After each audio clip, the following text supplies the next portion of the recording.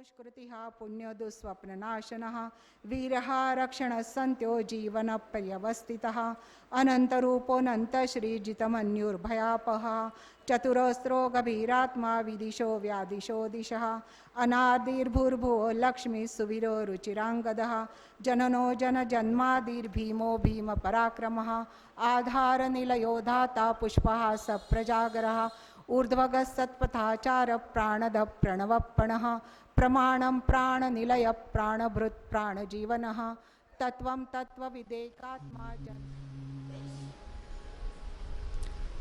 वक्रतुण्डमहाकाय सूर्यकोटिसमप्रभ निर्विघ्नं कुरु मे देव सर्वकार्येषु सर्वदा गणनाथः सरस्वती रविशुक्रो बृहस्पतिः पञ्चैतानि स्मरेन्नित्यं वेदवाणी प्रवर्तते गुरुर्ब्रह्मा गुरुर्विष्णुः गुरुर्देवो महेश्वरः गुरुः साक्षात् परं ब्रह्म तस्मै श्री गुरवे नमः जन्माद्यस्य यतोऽन्वयाधितरतश्चार्थेष्वभिज्ञस्वराट्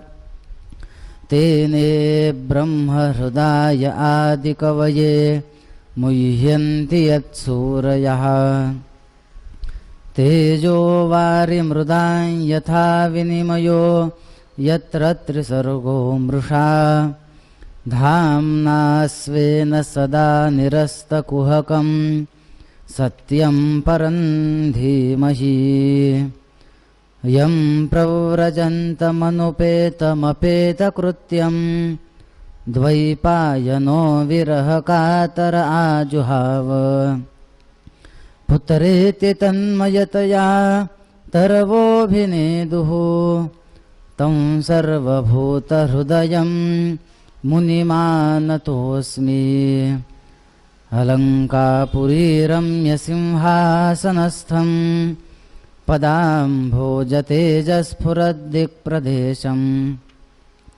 विधीन्द्रादिदेवैः सदा स्तूयमानं समाधिस्थमूर्तिं भजे ज्ञानदेवं महायोगपीठे तटे भीमरथ्यां वरं पुण्डरीकाय दातुन्मुनीन्द्रैः समागत्य तिष्ठन्तमानन्दकन्दं परब्रह्मलिङ्गं भजे पाण्डुरङ्गं पुण्डलीकवरदे हरिविठ्ठल श्रीज्ञानदेव पंढरीनाथ भगवान की माऊली ज्ञानेश्वर महाराज की जगद्गुरु तुकाराम महाराज की पवनसुत हनुमान की उमापति महादेव की गो माता की सब संतन की गोपाल कृष्ण भगवान की जय। तमद्भुतं बालकमम्बुजेक्षणं चतुर्भुजं शङ्खगदार्युधायुधं श्रीवत्सलक्ष्मं गलशौभिकौस्तुभं पीताम्बरं सान्द्रपयोदसौभगम्। गेल्या 4-5 दिवसांपासून मोठ्या आनंदामध्ये मोठ्या उत्साहामध्ये आपण भगवंतांच्या परमदिव्य अशा कथा त्यांचं श्रवण करत आहोत, त्यांचं मनन करत आहोत आणि त्यांचं निधिध्यासन करत आहोत। आज आपल्या कथेचा 5वा दिवस आहे। काल आपण कशा प्रकारे नरकांचं वर्णन, त्यामध्ये गेल्यानंतर कशा यातना होतात त्याच्यातून वाचण्यासाठी एक भगवंताचं नाम आहे आणि ते कशा प्रकारे अजामिळाने घेतलं आणि त्याचा उद्धार झाला आपण बघितलं. अतिशय पापी असणारा अजामिळ तो सुद्धा प्राण जाताना नारायण अशा शब्दाचा उच्चार करतो.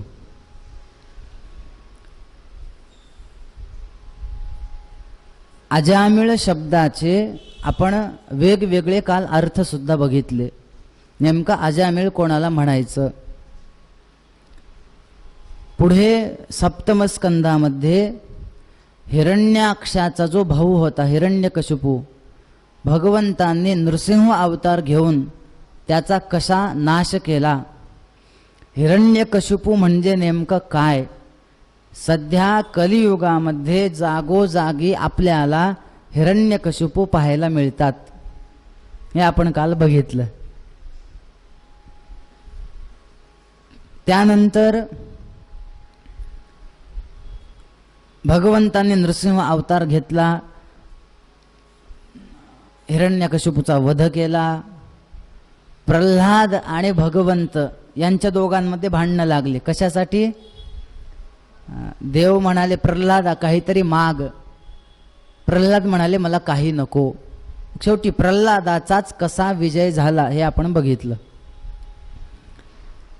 त्यानंतर अष्टमस्कंदामध्ये गजेंद्राची कथा बघितली. तो गजेंद्र म्हणजे कोण आहे तर तो जीवच आहे. ते सरोवर कोणतं आहे, तर त्रिकुट पर्वत म्हणजे नेमकं काय इत्यादी आपण विचार बघितला.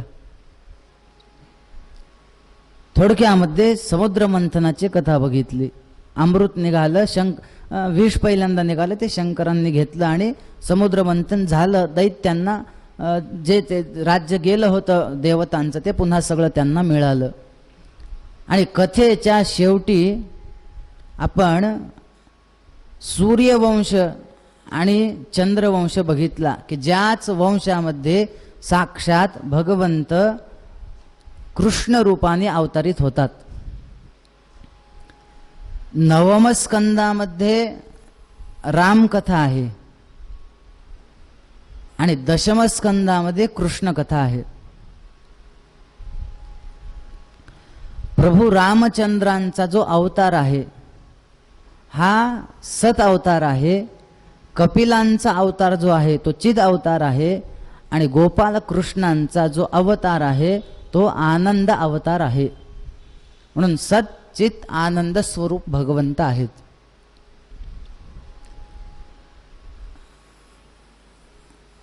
आज अधिक मास तर आहेच आहे, म्हणजे अधिक मास चालूच आहे. त्यातल्या त्यात आज तिथी कोणती आहे. एकादशी आहे. मग कोणी कोणी केली आहे. सगळ्यांनी केली. एकादशी केली म्हणजे काय केलं.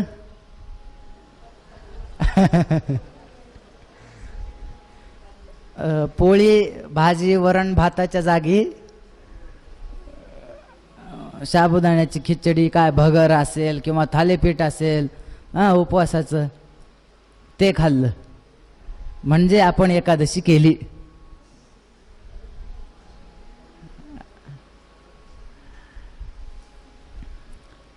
एकादशी करणं याचा अर्थ दररोज जे खातो ते न खाता दुसरं काहीतरी खाणं, सध्या हाच अर्थ झालाय. आता तर एकादशीचे एवढे पदार्थ निघालेत म्हणजे आपल्याला तर भाजी माहीतच आहे. बटाट्याची भाजी करतात, त्याच्यानंतर थालीपीठ, भाकऱ्या पण करतात एकादशीच्या. ते पीठ असतं ह्याचं उपवासाचं. मी तर एके ठिकाणी एकादशीच्या जिलब्या खाल्ल्या. मला जिलब्या वाढल्या. म्हणलं अहो आज एकादशी आहे. नाही महाराज उपवासाचे तुम्ही खा म्हणलं बिंदास.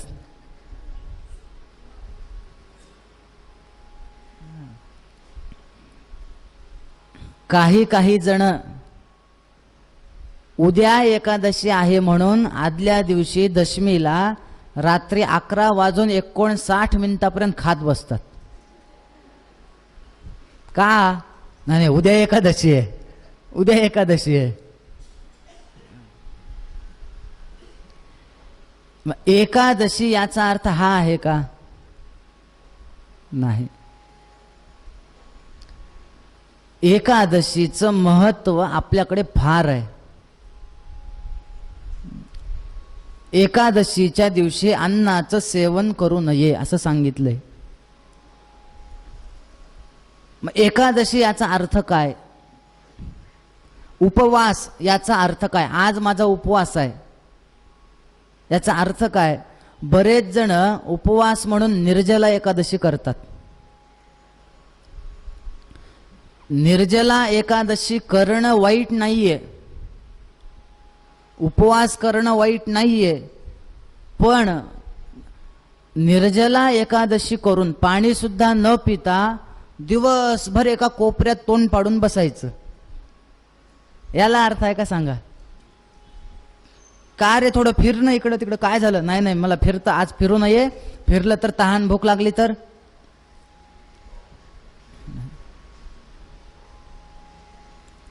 उपवास याचा अर्थ काय आपण लक्षात घेतलं पाहिजे.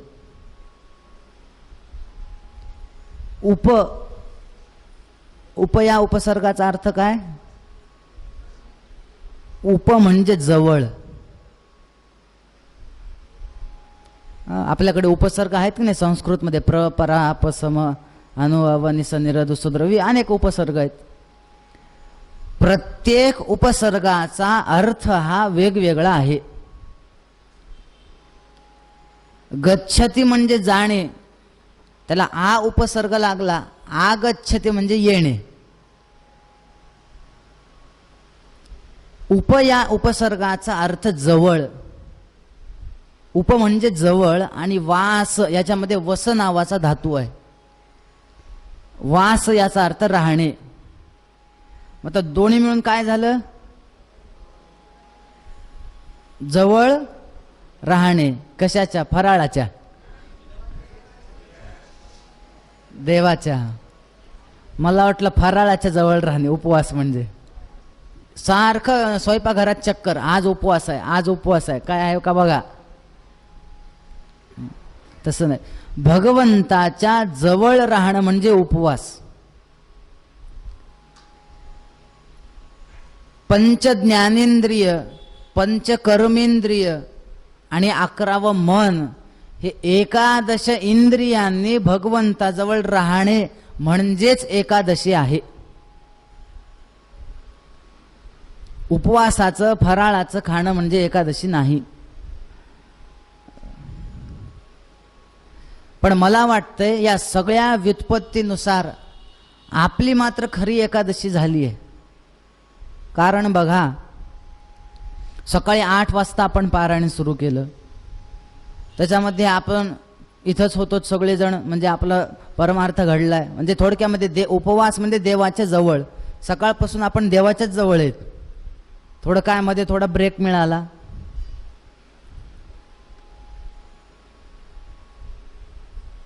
मी तर त्या मधल्या ब्रेकमध्ये सुद्धा देवाच्या जवळ होतो आज. हो, मी आमच्या इथे आपलं गोंदवलेकर महाराजांचं मठ आहे ना, गोंदवले धाम. हां तिकडे गेलो होतो.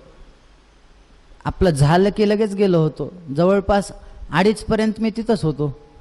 म्हणजे माझा अजून उपवास घडलाय.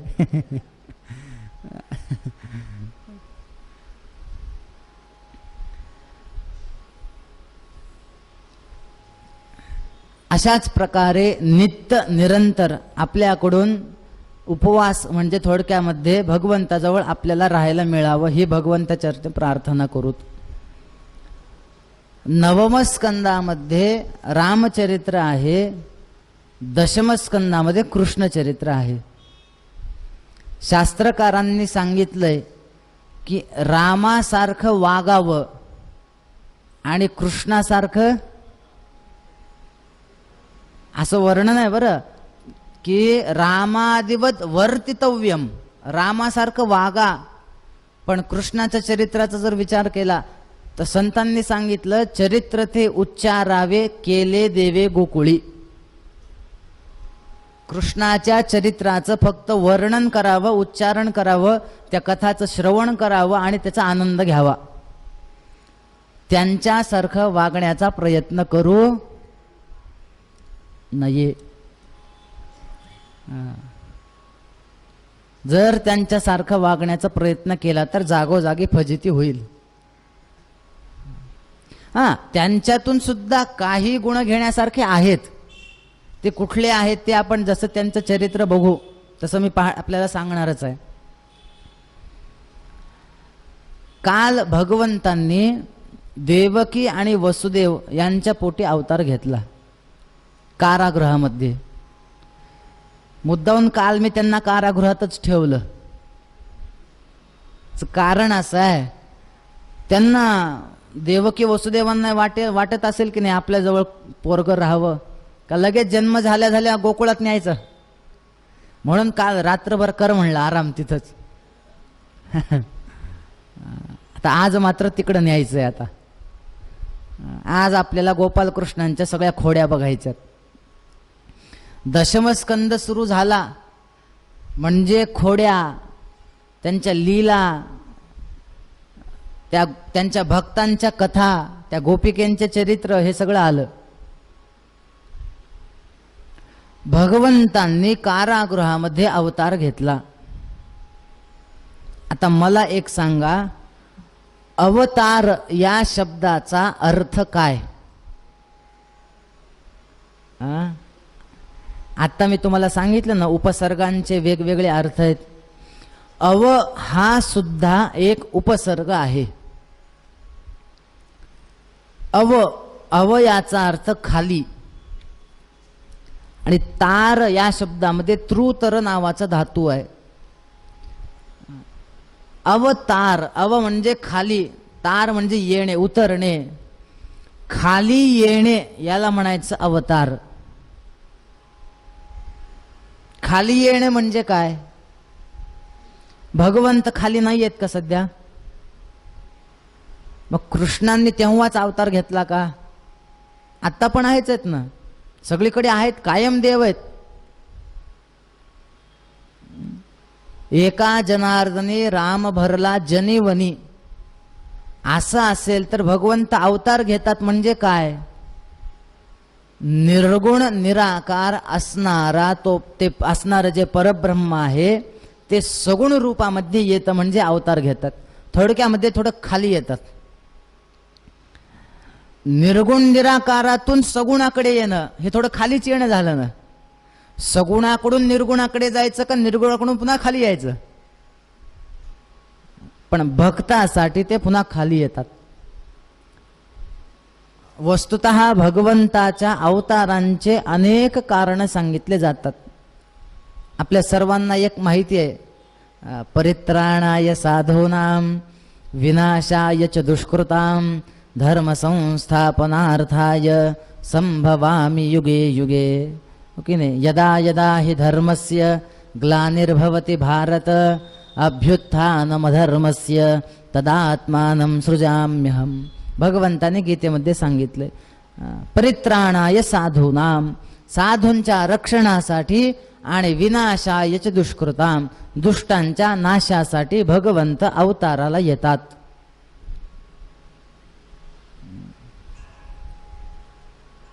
एकदा का राजाने प्रधानाला प्रश्न विचारला, काय तुमचा देव म्हणे काही झालं की अवतार घेत बसतो. कुठं वराहाचाच अवतार घे, कुठं नृसिंहाचाच अवतार घे, कुठं कासवाचाच अवतार घे, कुठं माशाचाच अवतार घे. काही कामधंदे नाहीत का तुमच्या देवाला? सारखा अवतार घेतात. आमचे देव बघा ते पैगंबर वगैरे पाठवून देतात म्हणले, स्वतः येत नाहीत. काय तुमचा देव सारखा खाली येत राहतो, काम ना धंदा, कशासाठी येतो? त्या प्रधानाने सांगितलं, तुमच्या प्रश्नाचं उत्तर देतो, फक्त 1-2 दिवस थांबा.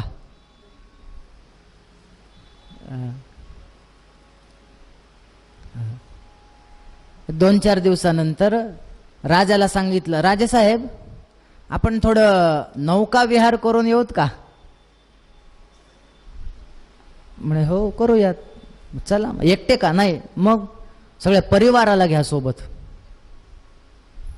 सगळ्या परिवाराला घेतलं. राजाची पत्नी, त्या राजाला 1-2-4 वर्षाचा मुलगा होता, त्या मुलाला घेतलं.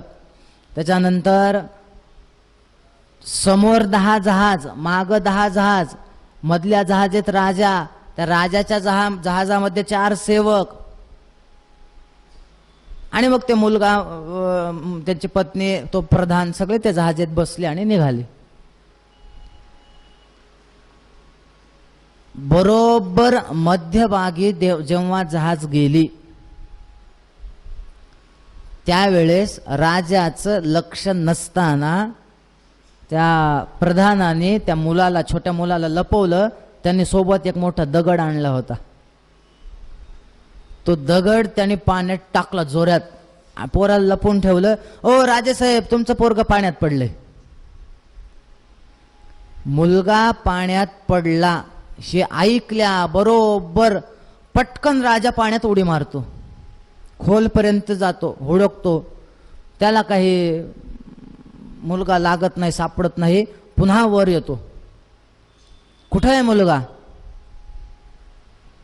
प्रधानाने सांगितलं, हे बघ बाजूला, लपून ठेवलेलं काढ, बाजूला दाखवला, हे बघ इथंच आहे. मला खोटं बोलता तुम्ही, मला फसवता. मुलगा वर आहे, पाण्यात पडला म्हणून सांगता, शिक्षा देतो म्हणे तुम्हाला. असं का केलं? प्रधानाने सांगितलं, ते सगळं जाऊ द्या, ते असं का केलं मी तुम्हाला नंतर उत्तर देतो. आधी मला एक सांगा, मुलगा पाण्यात पडला हे म्हणल्यावर जहाजेमध्ये दुसरे 4 सेवक होते, पुढे 4-5 जहाज होत्या, माग 4-5 जहाज होत्या. त्या सेवकांना आदेश का दिला नाही, जा आणि माझ्या पोराला वर काढा? तुम्ही स्वतः का गेलात? त्या राजाने सांगितलं, प्रधान तो काय मूर्ख आहेस का? म्हणे काय झालं? अरे माझं स्वतःचं पोरग पाण्यात पडल्यानंतर मी दुसऱ्यांना आवाज देत बसू होय म्हणे. मग प्रधानाने सांगितलं, आमच्या देवाचं तसंच आहे म्हणले. अरे माझा स्वतःचा भक्त जर संकटात पडला असेल तर देव दुसऱ्याला आवाज देत बसतील का? म्हणून स्वतः येतात म्हणले.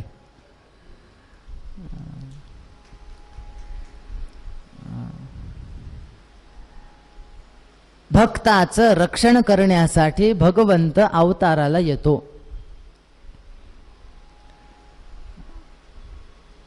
बघा तुम्ही, वसुदेव आणि देवकी यांच्या पोटी भगवंतांनी अवतार घेतला. वस्तुतः ते कोण होते, त्यांचं पूर्वीचं चरित्र वेगळं आहे. त्यांनी तप केलं होतं, पृष्णे सुतपा होते. भगवंतांनी सांगितलं मी येतो वगैरे वगैरे झालं. पण वसुदेव आणि देवकी यांच्याकडे भगवंत आले का? बघा, वसुदेव या शब्दाचा नेमका अर्थ काय आणि देवकी या शब्दाचा नेमका अर्थ काय ते बघा. मग आपल्याला लक्षात येईल की कृष्ण म्हणजे आनंद त्यांच्याकडे का गेला.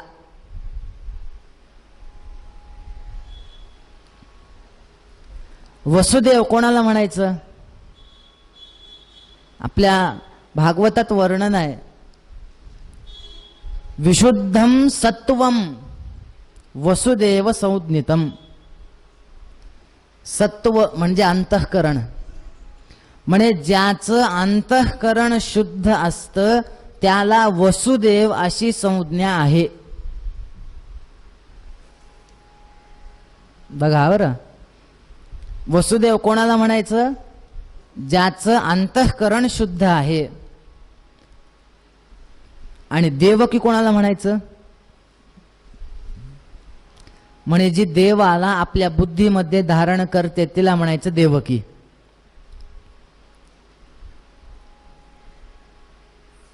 वसुदेव याचा अर्थ अंतःकरण शुद्ध आहे, देवकी याचा अर्थ बुद्धी शुद्ध आहे. मग भगवंत कोणाकडे येतात? म्हणजे ज्याचं अंतःकरण आणि ज्याची बुद्धी शुद्ध असेल भगवंत त्याच्याकडे जातात. त्याच्या पुढे जाऊन सांगतो तुम्हाला, तिथून भगवंत स्वतः वसुदेवांना पुढे सांगतायत की मला तुम्ही नंदबाबांकडे न्या. आता बघा, नंद आणि यशोदा यांचा अर्थ काय की भगवंत स्वतः म्हणतायत मला तिकडं न्या.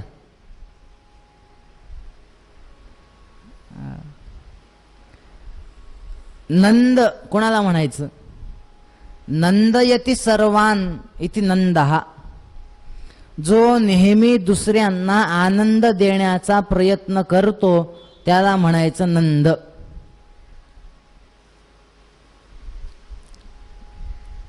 आणि यशोदा, यशोदा शब्दाचा अर्थ आहे यशहा परस्मै ददाति इति यशोदा, जी नेहमी दुसऱ्यांना यश देते. थोडक्यामध्ये अमुक अमुक काम जरी स्वतः यशोदेमुळे झालेलं असेल पण ती म्हणायची नाही नाही तुम्ही होतात म्हणून झालं बरं. तर काही काही असे असतात बघा, मी होते म्हणूनच झालं, नाहीतर झालंच नसतं. 7 दिवसाचं सप्ताह ह्यांना काय करता आला असता, मी होते म्हणून झालं, असं काही काही जणांना वाटतं. पण यशोदा तशी नव्हती. काहीही झालं तुम्ही होतात म्हणून झालं, तुम्ही होतात म्हणून झालं. याचा अर्थ काय आहे? भगवंत स्वतः आपल्याकडे यावेत असं वाटत असेल तर आपण दुसऱ्यांना आनंद आणि दुसऱ्यांना यश दिलं पाहिजे. दुसऱ्यांना कसं दुःख होईल याचा विचार केला नाही पाहिजे. असं केलं तर स्वतः भगवंत तिकडे येतात. आणि याच्यातला अजून एक बारकावा सांगतो. आपण भगवंताकडे जाणं, बघा, आपण भगवंताकडे जाणं ही भक्तीची पहिली पायरी आहे आणि भगवंत स्वतः आपल्याकडे येणं ही भक्तीची शेवटची पायरी आहे.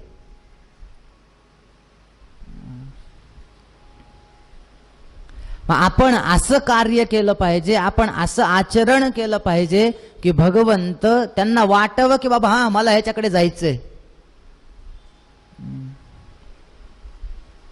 आपलं घर तरी कमीत कमी आपण असं ठेवलं पाहिजे की आपल्या घरामध्ये देवतांना निवास करावा वाटावा.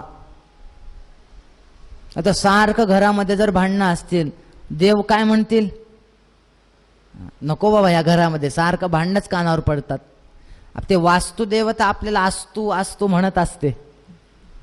तिथं जर तसं भांडत बसला तर अस्तु राहू द्या, तसंच राहू द्या, चालू द्या तुमचं.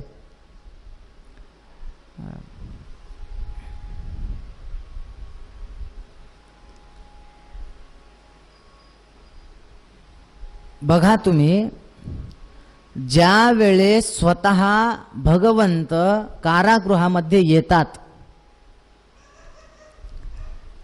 त्या देवकी मातेने जेव्हा बघितलं त्यांना भगवंत कसे दिसले,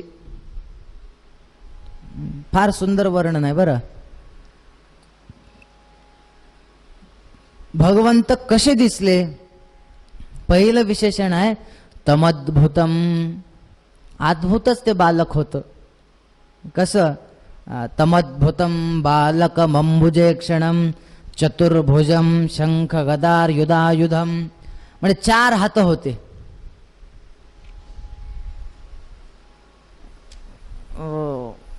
यशोदे आपल्या देवकीने विचारलं तुम्ही कोण आहेत? कृष्णांनी सांगितलं मी तुझा मुलगा आहे. देवकीने सांगितलं आमच्याकडे असे पोरं जन्माला येत नाहीत. 4 हात काय आहेत? नाही मी देव आहे. देवकीने सांगितलं देव तुम्ही वर होतात, इथं देव वगैरे काही नाही. इथं आता कृष्ण म्हणून जन्माला आलात ना, माझा मुलगा आहेत ना, मग काय म्हणणं आहे? ते 2 हात गायब करा म्हणले. आधी 2 हात गायब करायला लावले. 2 हात झालं का? म्हणे नाही. आता काय राहिले? 2 हातामध्ये शंखन चक्र काय करायचे ते काढून टाका. बर झालं, शंख चक्र काढलं. आता झालं म्हणे नाही. आता काय राहिलं? आमच्याकडे मुलं जे जन्माला येतात ते एवढे मोठे नसतात, म्हणले छोटे व्हा. बर, छोटे झाले देव. आता झालं का? आणि अजूनही झालं नाही. आता काय राहिलं? छोटा झालो, 2 हात गायब झाले, सगळं झालं ना. ते काय असतं, आमच्याकडे बाळ जन्माला येतं त्यावेळेस त्याच्या अंगावर वस्त्र नसतं. हे पितांबर काय कामाचा इथं? म्हणले पितांबर काढून टाका. वस्त्र काढले. झालं का आता? देवकीने सांगितलं अजून झालं नाही. आता मात्र देवाने डोक्याला हात लावला. काय करावं म्हणले बाबा हिला. आता काय राहिलं? देवकीने सांगितलं आमच्याकडे जेव्हा बाळ जन्माला येतं त्यावेळेस ते रडतं. तुम्ही अजून रडला नाहीत, रडायला सुरुवात करा.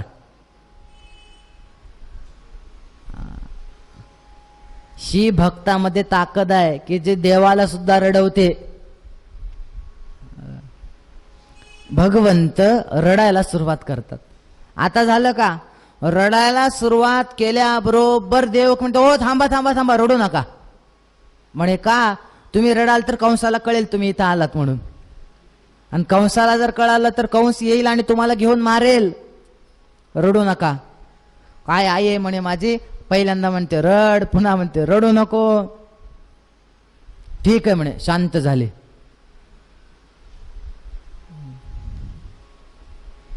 त्याच्यानंतर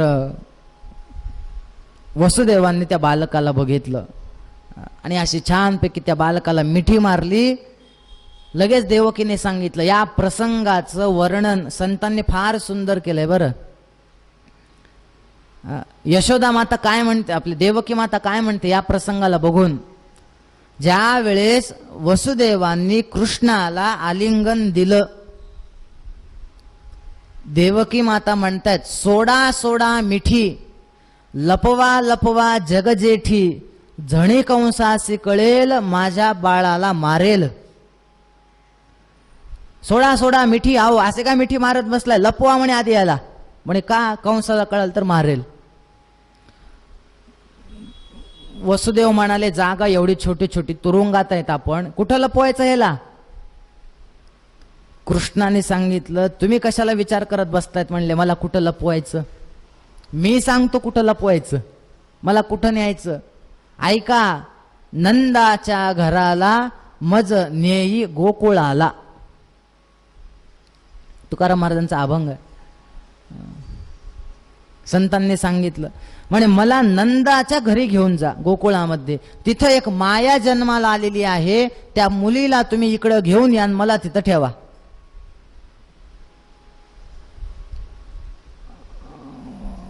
वसुदेवांनी सांगितलं नंदाच्या घरी घेऊन जाण्यासाठी एवढ्या हाताला बेड्या आहेत म्हणे, इथून बाहेर सुटणं सोपं वाटतंय तुम्हाला?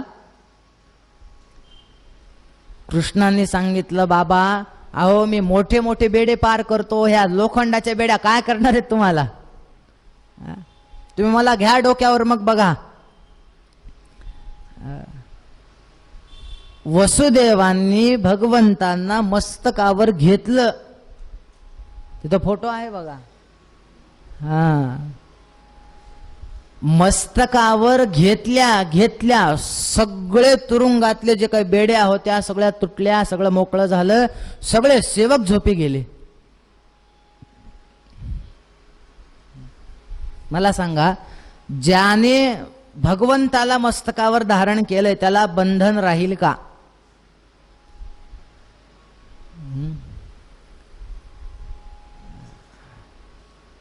निघाले, सगळे झोपले होते. पाऊस पडू लागला आणि वाटेमध्ये मला वाटतं गोदावरी होती का हो नदी, का कावेरी होती, यमुना होती? नक्की फायनल लॉक करूत? तुम्ही म्हणाल तर यमुना. वाटेमध्ये यमुना नदी लागली. कसं जायचं, काय करायचं, एवढा पूर आलाय नदीला. पण वसुदेवांनी ठरवलं आपल्या मुलाला तिथपर्यंत पोहोचवायचं, गोकुळात ठेवायचं. होईल ते होईल, काय संकट येतील ते येतील, आहेत ना देव सोबत, निघायचं. या प्रसंगावरून आपण हे पण शिकू शकतो की नेहमी भगवंत सोबत आहेत अशी भावना ठेवून जर कार्य करत राहिलो तर ते काम पूर्ण करायचं काम, त्याची जिम्मेदारी भगवंतावर आहे. पण आपल्याला असं वाटलं पाहिजे की हां, आपल्यासोबत भगवंत आहेत, आपल्यासोबत देव आहेत. वसुदेवांनी सांगितलं, विचार केला, काय व्हायचंय ते होऊ द्यात. निघाले, पाण्यामध्ये गेले आणि यमुना तर अजूनच वर वर येऊ लागली. आता यमुना वर वर का येऊ लागली, त्याचे अनेक कारण शास्त्रकारांनी, संतांनी केलेले आहेत. यमुना वर वर का येऊ लागली? तुम्ही जर भागवत दर्शन बघितलं असेल अखंडानंदांचं, किंवा डोंगरे महाराजांचं भागवत रहस्य म्हणून आहे, ते ग्रंथाचं जर आपण चिंतन केलं असेल तर आपल्या लक्षात येईल काय वेगवेगळे अर्थ काढलेत.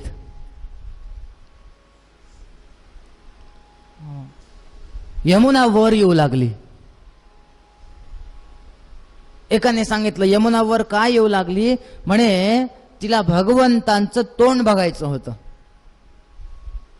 काय की बघा, यमुना ही भगवंताची सासू आहे. आता बघा बरं, तुम्ही, मला तेवढे नाते कळत नाहीत ते, पण ते सासू होती का नाही ते तुम्ही आता बघा, जुळतंय का? मी नातं कसं ते सांगतो तुम्हाला. बघा बरं, भगवंताची पत्नी लक्ष्मी आहे, बरोबर? लक्ष्मीची उत्पत्ती कुठून आहे? समुद्रातून. जे लक्ष्मीचे वडील कोण झाले? समुद्र. लक्ष्मीचे वडील जर समुद्र असतील, भगवंताची लक्ष्मी जर पत्नी असेल, तर समुद्र भगवंताचे कोण? सासरा. बरोबर, इथपर्यंत आलोत. समुद्र सासरा. आता बघा, प्रत्येक नदी ही समुद्राची पत्नी असं सांगितलेलं आहे. सगळ्या नद्या कुठे जाऊन मिळतात? प्रत्येक नदी समुद्राची पत्नी. मग यमुना ही नदी आहे. मग जर यमुना समुद्राची पत्नी असेल आणि समुद्र जर भगवंताचा सासरा असेल, तर यमुना कोण? सासू. जुळलं नातं? मला फार घोळ होतोय नातं सांगायला. म्हणजे सासू होती. ते काय होतं म्हणे, पूर्वीच्या काळामध्ये ते जावयाचं तोंड असं बघायचे नाहीत म्हणे सासू. म्हणजे जावय काही एवढे खराब नव्हते की तोंड न बघण्यासारखे, पण ते बघायचे नाहीत, पद्धत होती. पुढे जाऊन हा आपला जावई होणार आहे, आत्ताच तोंड बघून घ्यावं म्हणून ती वर वर वर वर येऊ लागली तोंड बघण्यासाठी यमुना. भगवंताने विचार केला, मी जावई आहे. भगवंताने सांगितलं, लहान असलो काय झालं, जावई आहे. पाय बाहेर काढला, पायाचा स्पर्श केला. लहान असलो तर काय झालं, पाय बघ आणि खाली हो, तोंड बघायचं नाही. पाय दाखवला आणि ती खाली झाली. ह्याच्यातून देवाने हे पण सांगितलं की माझं तोंड बघण्यापेक्षा आधी तुम्ही माझे पाय बघा. पाय बघण्यामध्ये थोडं जास्त भलं आहे. म्हणून कित्येक तरी संतांनी देवांना ज्या मागण्या केल्यात की नाही, त्या काय मागण्या आहेत? आधी आम्हाला तुझ्या चरणाची प्राप्ती होऊ दे. असे कितीतरी अभंग मी तुम्हाला सांगतो. प्रपंच ओसरो चित्त तुझे पायी मुरो. तुकाराम महाराजांचा अभंग आहे. देवा माझे मन लागो तुझे चरणी, ठाव देई चित्ता राखे पायापाशी, सकळ वृत्तीस अखंडित. कितीतरी अभंग आहेत की मागणी केली की माझं मन आधी तुझ्या पायाच्या ठिकाणी लागू देत. भगवंतांनी आपले पाय दाखवले, यमुना खाली झाली. एकाने सांगितलं तसं नाही, यमुना वर येण्याचं दुसरंच एक कारण आहे. काय कारण आहे? काय? यमुना ही देवांना आपलं दुःख सांगण्यासाठी वर येऊ लागली. यमुनेला काय दुःख होतं माहितीये का? त्या यमुनेच्या डोहामध्ये कालिया नावाचा नाग राहत होता. त्या कालियाने संपूर्ण पाणी नदीचं विषारी केलं होतं. त्या पाण्याचा कोणालाही वापर करता येत नव्हता. आता मला सांगा, ज्या नदीचा कोणीही वापर करू शकत नाही, ह्याच्यापेक्षा नदीला काय मोठं दुःख असणार आहे? मग ती वर वर वर वर येऊ लागली दुःख सांगायला. पण नंतर तिने विचार केला, मी असं काय पुण्य केलं की डायरेक्ट देवाला जाऊन सांगावं माझं काम करा. मग आपण काय करूयात, आपण आपलं दुःख आधी संतांना सांगूत आणि संतांना सांगूत की माझं दुःख तुम्ही देवापर्यंत पोहोचवा. मग आता संत कोण? साधं आहे, जे आपल्या जवळ देवाला घेऊन येतात त्यांना म्हणायचं संत. आता यमुनेजवळ देवांना कोणी घेऊन आले होते? वसुदेवांनी. मग वसुदेव संत झाले की नाही? वसुदेव संत. एक काम करूयात, आपण वसुदेवांना आपलं दुःख सांगूत. म्हणून ती वसुदेवांच्या कानापर्यंत आली, हो की नाही? वसुदेवांच्या कानापर्यंत आली. वसुदेवांना सांगितलं असं असं दुःख आहे, माझ्या पोटामध्ये कालिया राहतो, बघा देवाला सांगा माझा निरोप. वसुदेवांनी निरोप दिला. भगवंतांनी आपले पाय बाहेर काढले, पाय दाखवले यमुनेला आणि सांगितलं काही काळजी करू नको, पुढे जाऊन याच पायाने मी त्या कालियाचा उद्धार करणार आहे. म्हणून पुढे कालियाला जे हाकलून दिलं तिथून, ते कसं हाकललं? त्याच्या मस्तकावर नाचून नाचून त्याला हाकलून दिले. म्हणून यमुना वर येऊ लागली असं एकाने सांगितलं. अजून एक सांगू का कारण, यमुना का वर येऊ लागली?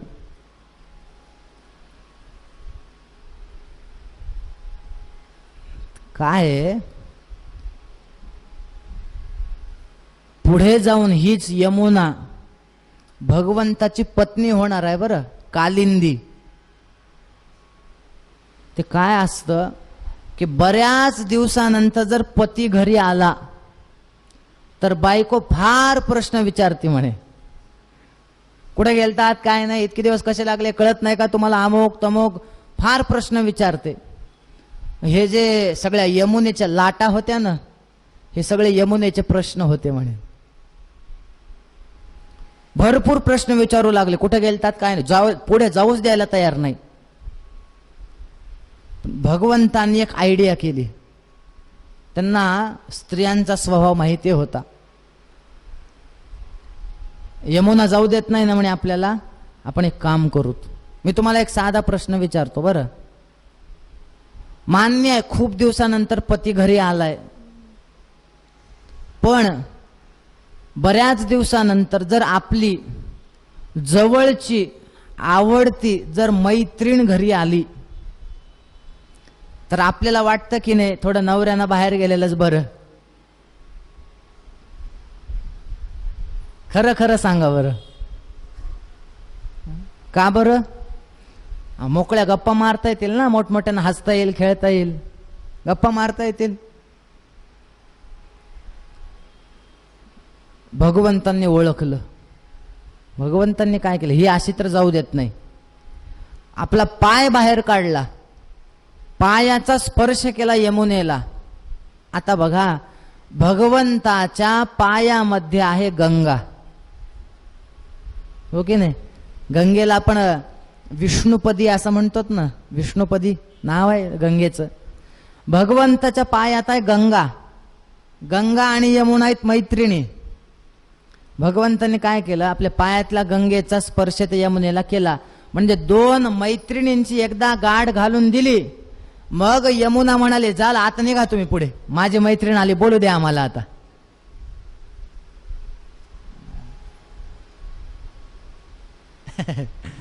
वेगवेगळे अर्थ भक्तांनी केलेत. वर काय येऊ लागली यमुना, थोडी भगवंतांनी पायाचा स्पर्श केला, ती यमुना खाली झाली. वसुदेव त्या गोकुळामध्ये पोहोचले. सगळेजण मायेमुळे झोपलेले होते, कोणाला पत्ता नाही, काही नाही. यशोदेला मुलगी झालेली होती, ती घेतली, तिथं कृष्णाला ठेवलं. वापस आले. वापस येऊन पुन्हा तुरुंगात आले. सगळ्या बेड्या पुन्हा बंद, सगळं कुलप, सगळं जसंच तसं बंद. याच्यातून हे पण आपण लक्षात घेऊ शकतो की भगवंताला तुम्ही डोक्यावर घेतलं, तुमचे सगळे बंधन तुटले. भगवंताला सोडून तुम्ही तिथल्या मायेला घेतलं, पुन्हा तुम्हाला बंधनं आली.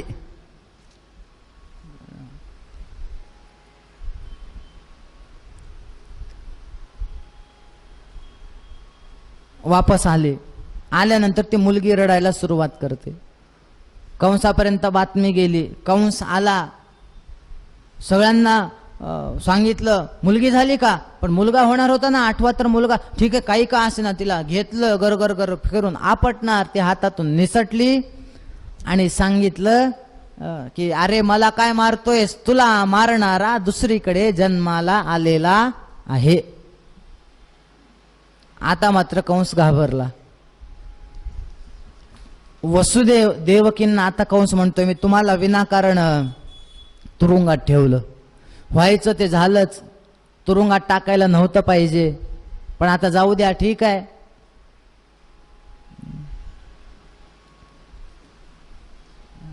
त्यांना मोकळं केलं, तुरुंगातून मुक्त केलं.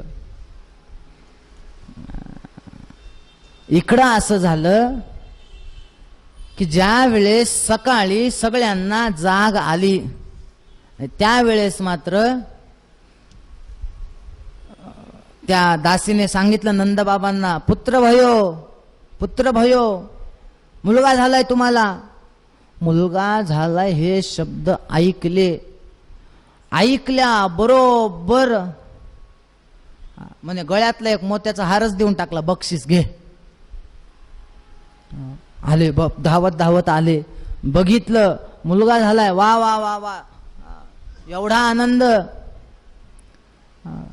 रोहिणी मातेला सुद्धा एक मुलगा झालेला होता, आपल्याला माहित आहे. आपण बघितलं की ते संकर्षण इकडून तिकडं 7वा गर्भ तिकडं नेलेला होता. रोहिणीला एक मुलगा, म्हणजे यशोदेला मुलगा झाला. पण यशोदेच्या जवळ जाऊन नंदबाबा म्हणतायत, काय ग यशोदे, मला एक प्रश्न पडलाय. म्हणजे काय प्रश्न आहे, मला एक सांग, तू गोरी? म्हणे हो. मी गोरा? म्हणे हो. हे आपलं पोरग एवढं काळ कस काय जन्माला आले?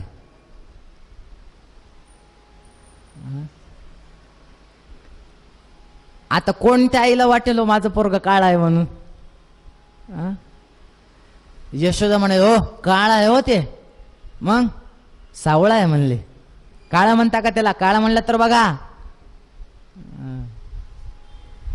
एवढा नंदबाबांना आनंद झाला, एवढा आनंद झाला, एवढं दान दिलंय नंदबाबांनी आनंदात येऊन.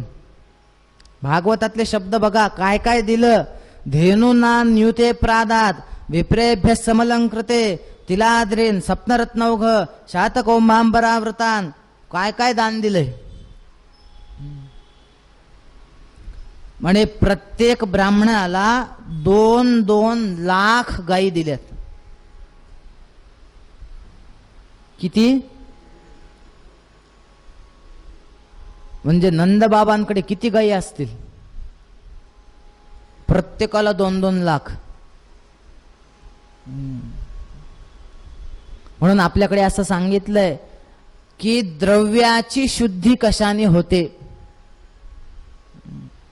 याच्यात वर्णन केलंय श्रीमद भागवताच्या दशमस्कंदातील 5व्या अध्यायामध्ये श्लोक क्रमांक 4. कशा कशाने कोणाकोणाची शुद्धी होते. कालेन स्नान शौचाभ्याम संस्कारैस्तपसेज्जया शुद्ध्यन्ति दानैः संतुष्ट्या द्रव्याण्यात्मात्मविद्यया. दानाची जर शुद्धी करायची असेल, आपल्या द्रव्याची शुद्धी ही दानाने होते.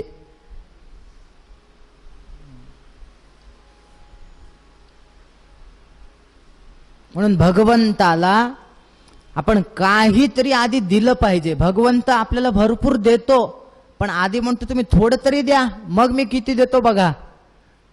पण तुम्ही सुरुवात तरी करा.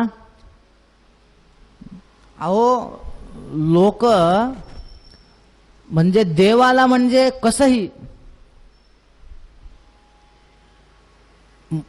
खोटं वाटेल तुम्हाला माहितही असेल, दुकानामध्ये गेल्यानंतर त्या दुकानदाराला जर म्हणलं सुपारी द्या, तर तो दुकानदार पहिल्यांदा विचारतो खायला पाहिजे का पूजेला पाहिजे.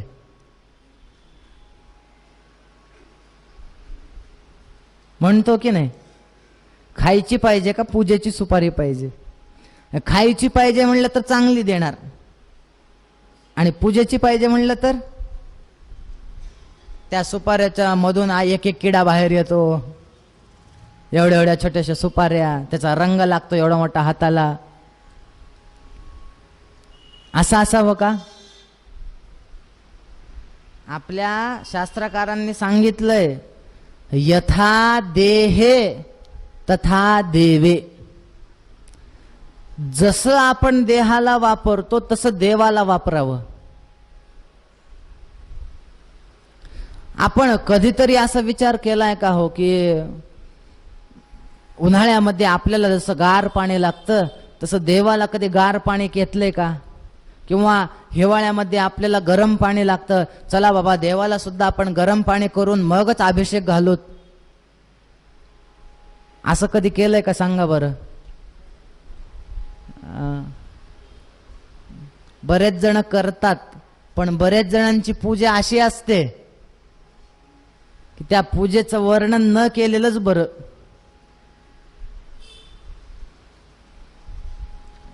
तर आम्हाला दरवेळेस असं बाहेरगावी वगैरे जावं लागतं.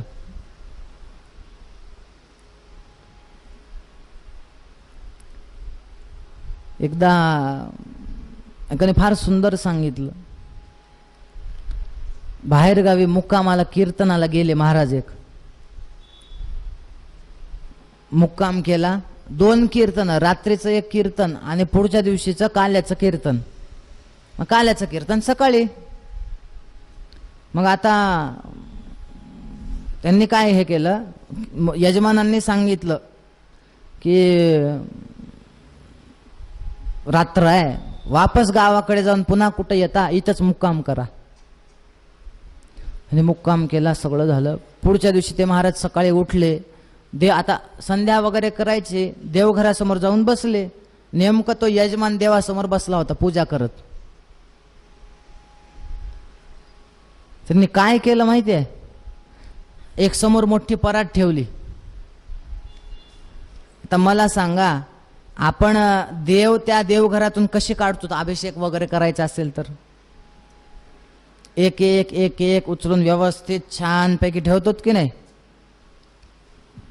त्यांनी काय केलं माहितीये,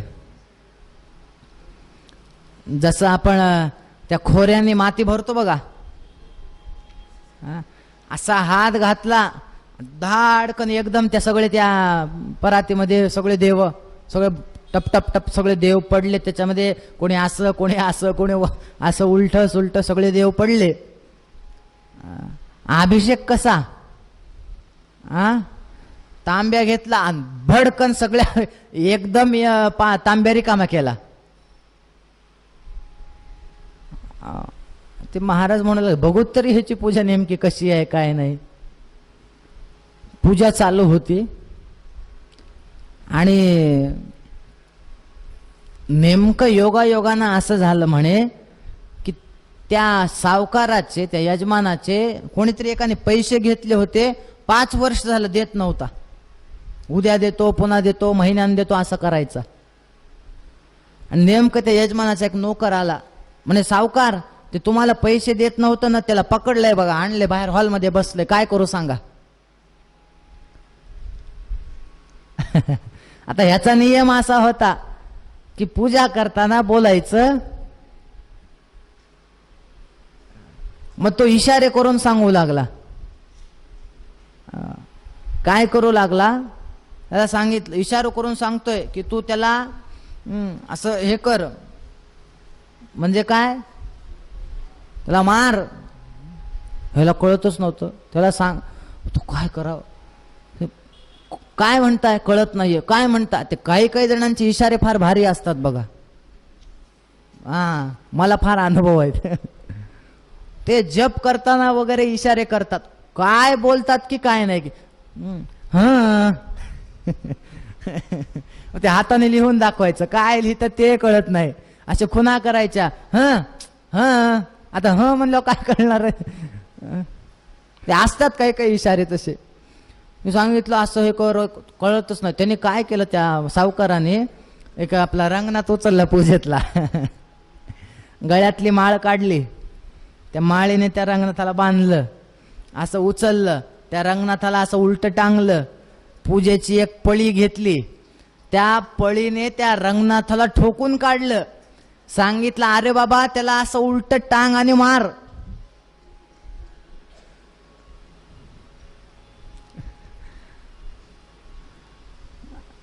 अशी पूजा असावी का. म्हणून सांगितलं यथा देहे तथा देवे. पूजा सुपारी पाहिजे खायला की पूजेला असं नसू नये.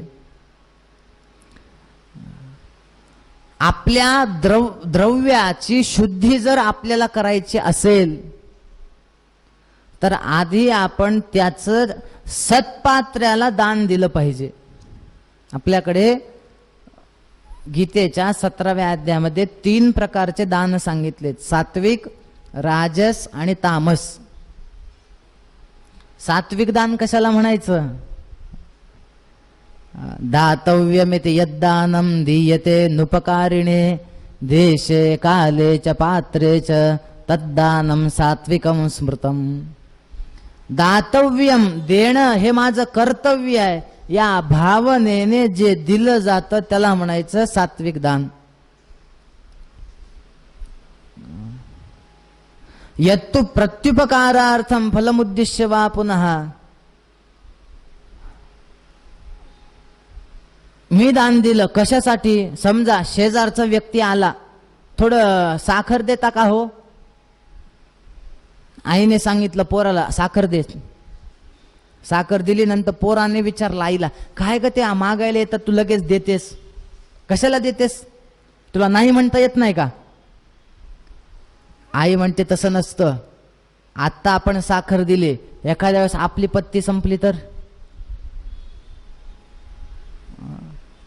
म्हणजे का दिलं हिने, पुन्हा मला कामाला येईल, याला म्हणायचं राजस. आणि आदेशकाले यद्दानम अपात्रेभ्यश्च दीयते असत्कृतम अवज्ञातम तत्तामसमुदार्हतम. अपात्र्याला देश काल वस्तू काही न बघता जर दिलं तर ते तामसदान आहे. आपल्याकडे नियम आहेत, कधी द्यावं, कुणाला द्यावं, कसं द्यावं. काही काही ठिकाणी मग काही काही दान असे आहेत की त्याच काळात द्यावेत. रात्रौदानम न कर्तव्यम कदाचिदपि केनचित. रात्री दान देऊ नये, त्याचे फार नियम आहेत काही काही ह्याचे. कोणतं दान सकाळी द्या, कोणतं रात्री द्या, कोणतं माध्यान्हात द्या. पात्र अपात्रचा विचार आहे, असं वर्णन आहे. खोटं वाटेल तुम्हाला. सुपात्र दानाच्च भवेन धनाढ्यः धनप्रभावेण करोति पुण्यम पुण्यप्रभावात सुरलोकवासी पुनर्धनाढ्यः पुनरेव भोगी.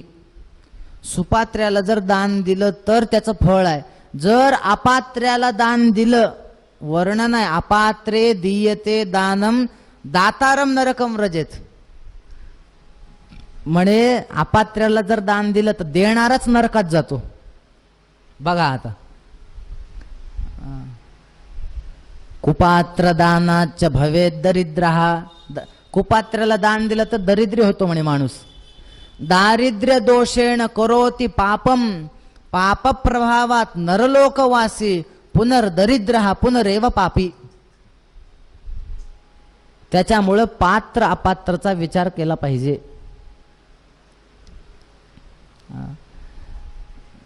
नंद बाबांनी ज्यांना ज्यांना दान दिलं हे सगळे पात्र होते, कोणीही असं अपात्री नव्हतं.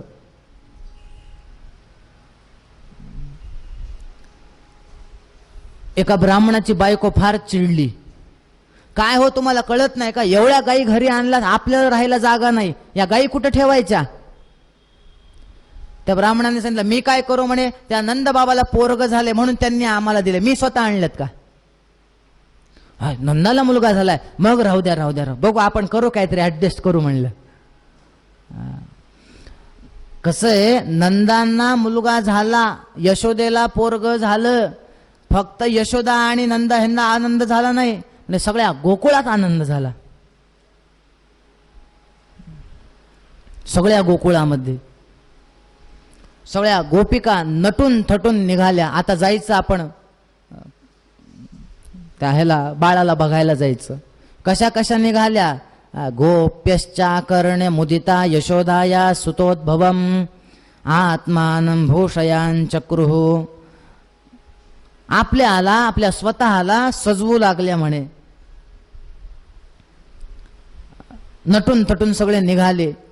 त्या नंदाच्या घरी आले, अंगणामध्ये आले आणि आल्यानंतर मग मात्र त्यांच्याकडे बघत एकमेकांकडे विचारू लागले, काय ग कोणासारखं दिसते म्हणे, हे आईवर गेलंय का वडिलांवर गेलंय.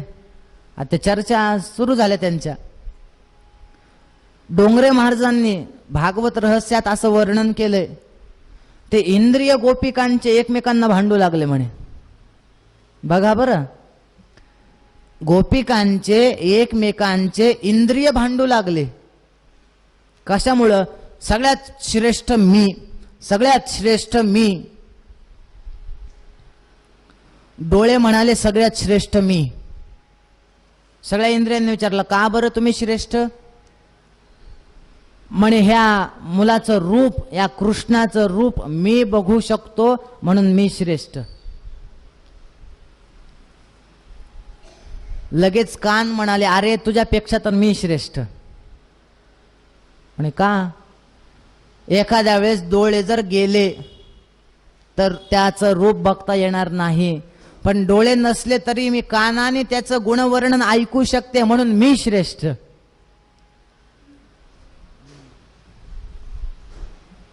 लगेच हात म्हणाले, अरे मी श्रेष्ठ तुम्ही नाही. म्हणजे हात का बरं श्रेष्ठ. म्हणजे आता तुम्ही इथं आलात सगळेजण, सगळे इंद्रिय आलेत, या कृष्णाला आता हातात उचलणारे कोण, त्याला जवळ कोण घेणार आहे. आणि हात मी नसतो तर जवळ घेता येईल का, म्हणून मी श्रेष्ठ. पाय म्हणाले, अरे हातात तू काय श्रेष्ठ, तुझ्यापेक्षा मी श्रेष्ठ. म्हणे का. तुला बातमी कळाली त्यावेळेस तू कुठं होता. म्हणे घरी. बरोबर ना. मग या कृष्णापर्यंत तुला आणलं कोणी. कोणी आणलं. पायाने आणलं. मग हातापेक्षा मी श्रेष्ठ. लगेच डोकं म्हणालं, तुमच्या सगळ्यांपेक्षा मी श्रेष्ठ. म्हणे का. याचं कारण असं आहे की ह्या डोक्याला त्या चरणाचा स्पर्श मी करून घेणार आहे. नंतर जीभ म्हणाली, तुमच्यापेक्षा मी श्रेष्ठ. हात असू, पाय असू, कान असू नसू, डोळे असू नसू, पण त्या जिभेने मी त्या भगवंताचं नाव घेऊ शकते, म्हणून मी श्रेष्ठ. इंद्रियांची भांडणं लागलेत बघा.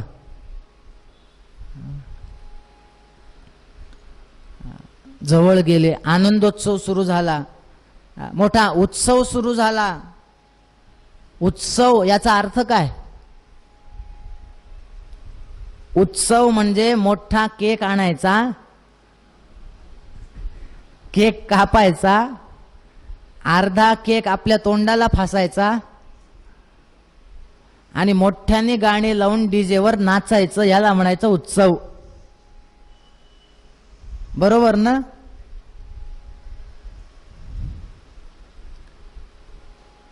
आजकाल तसेच उत्सव होतात ना. आता तुम्ही बघा, गणेशोत्सव, नवरात्रोत्सव, गणेशोत्सव काय असतो? बस गणपती जेव्हा विसर्जनाला निघाला, नेमकं गणपती विसर्जनाला चाललोय, काही काही जण तर म्हणे एवढं मद्य पितात त्या दिवशी, त्या गणपती समोर नाचतात की ते विसरून पण जातात की गणपतीचं विसर्जन आहे.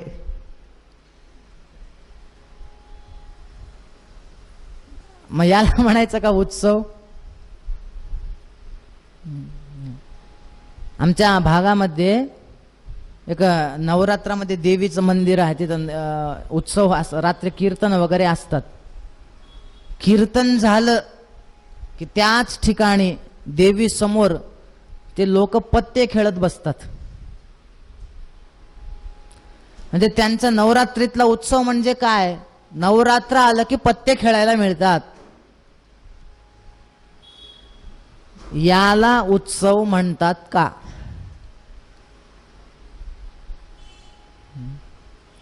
उत्सव शब्दाचा नेमका अर्थ काय? बघा किती अक्षर आहेत, उत आणि सव, बरोबर उत्सव. शास्त्रकारांनी उत याचा अर्थ ईश्वर असा सांगितलाय आणि सव म्हणजे प्राकट्य, म्हणजे ज्याच्यामध्ये उत्सवाचं प्राकट्य होईल, ज्याच्यामध्ये भगवंताचं प्राकट्य होईल, ईश्वराचं प्राकट्य होईल, तोच खरा उत्सव. त्याच्यामध्ये मग आपण आपल्याला काही वाढदिवस आहे ना, तुम्ही एखाद्या गरीबाला काही देऊ शकता, तुम्ही एखाद्या गरजू व्यक्तीला काही देऊ शकता, एखाद्या विद्यार्थ्याला 2-4 पुस्तकं घेऊन देऊ शकता, हा खरा उत्सव आहे. एवढा सुंदर उत्सव सुरू केला म्हणताल काय? अहो नंद बाबा एक एक वाटू लागले म्हणे. जे तरुण लोक आले होते, गाणं सुरू केलं, मोठ्या आनंदाने नाचायला सुरुवात केली. नंद घर आनंद भयो, जय कन्हैया लाल की. जे तरुण आले होते ना, म्हणे नंद बाबांनी त्यांना हत्ती घोडे दिले. युवानो को हाथी घोडे. म्हातारे लोक चिडले म्हणे, त्यांना हत्ती घोडे देता आणि आम्हाला बसता येतं का त्याच्यावर? म्हणे बसता येत नाही. एक काम करा, तुम्ही नाराज होऊ नका. युवा नको हाथी घोडे, बूढ नको पालखी, नंद घर आनंद भयो, जय कन्हैया लाल की. तरुणांना लाडू पेढे, युवानों को लड्डू पेढे. म्हातारे चिडले, रुसून बसले. म्हणे काय झालं रुसायला? आम्हाला लाडू पेढे चावत नाहीत. म्हणे टेन्शन घेऊ नका, युवानों को लड्डू पेढे, बूढ़ नको लापसी, नंदघर आनंद भयो, जय कन्हैया लाल की. प्रत्येकाला जे जे पाहिजे ते देऊन टाकलं. सगळ्या त्या गोकुळामध्ये एवढा आनंदोत्सव झाला, एवढा आनंदोत्सव झाला. पण गोकुळामध्ये आनंदोत्सव झाला ठीक आहे, पण इकडं मथुरेमध्ये कंसाला मात्र भयानक टेन्शन आलं. कंस डोक्यालाच हात लावून बसला, आता करावं काय. मला मारणारा दुसरीकडे जन्मलाय असं तर कळालंय, पण नेमकं कुठं जन्मलाय, कसं ओळखावं, काय करावं, काय नाही. मग एक मीटिंग बोलवली मंत्रिमंडळाची. सगळेजण आले. त्यावेळेस सुद्धा त्या मंत्रिमंडळामध्ये काही स्त्रिया होत्या. हो, आत्ता पण आहेत ना मंत्रिमंडळात स्त्रिया आहेत ना, त्यावेळेस पण होत्या. त्यावेळेस एक अशी मंत्रिमंडळात स्त्री होती, तिचं नाव काय? तिचं नाव आहे पूतना. तिने सांगितलं, अहो तुम्ही काय हो टेन्शन घेत बसलात. आणि काय झालं? अहो मी हुडकते त्या पोराला मी मारते. कंसाने सांगितलं तू? म्हणे हो. कंसाने सांगितलं एक काम कर, तू काय कर, वर जा पायऱ्या चढून, तिथं बाजूला वर गेल्या गेल्यानं माझी एक रूम लागेल तुला, त्याच्यामध्ये समोरच एक खोलीत गेल्या गेल्या मोठा आरसा आहे म्हणे, मग त्या आरशामध्ये जाऊन एकदा तुझं तोंड बघ. म्हणे काय झालं? अगं तुला बघितल्या बघितल्या सगळे घाबरतात, तू राक्षसी नाहीस, तुला कोण जवळ येऊन देईल? तू जर जवळ गेली, अगं तुझं तोंड बघितल्यावर पहिल्यांदा सगळे म्हणते बाळाच्या जवळ तुला कोणीतरी जाऊ देईल का, हाकलून देतील. पूतना म्हणाल तुम्हाला कळतच नाही म्हणे काही. अहो या रूपावर जाऊ नका माझ्या, तुम्हाला माहिती नाही का? म्हणे काय? अहो आपल्या घराच्या कोपऱ्यावर एक दुकान आहे. म्हणे कशाचं?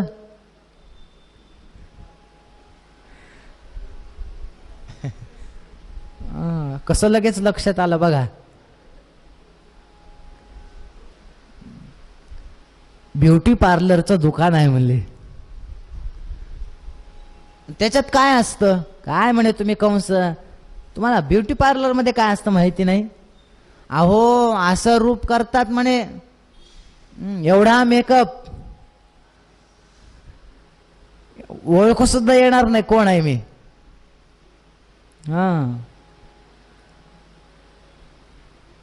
असं बरेच ठिकाणी होतं. माझ्या एका मित्राने मला घडलेली हकीकत सांगितली.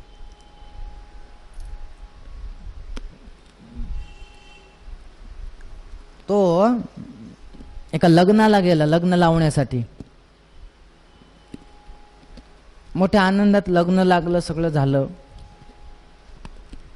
घरी आला, ते यजमानांचा फोन आला की तुम्ही लग्न लावलंय, उद्या आमच्या घरी सत्यनारायण ठरवलाय, तुम्हीच या सांगायला. हे तर ठीक आहे येतो. सकाळी गेले सत्यनारायणाला, पूजा वगैरे मांडली, सगळं झालं. त्या मित्रांनी सांगितलं म्हणे ते कालच्या नवरीला बोलवा म्हणे पूजेला बसायला, ती पण लागणार आहे. त्या सासूने हीच आहे ना म्हणे नवरी कालची, समोर बसली ना. त्याने सांगितलं काकू काल ह्या नव्हत्या हो.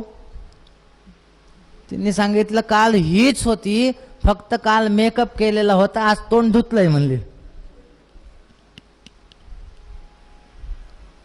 एवढा फरक. अहो मुलगा आईला ओळखत नव्हता म्हणे.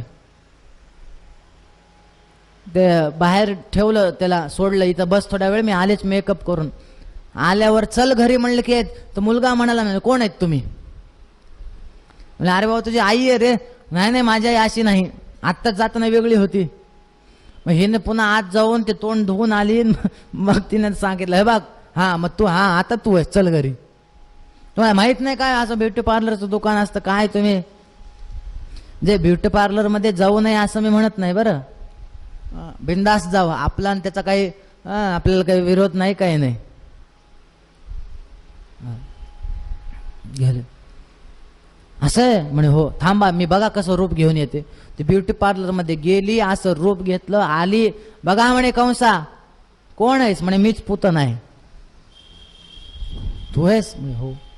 बापरे, असं रूप म्हणे. हो. हा, आता तू फसवू शकशील म्हणले.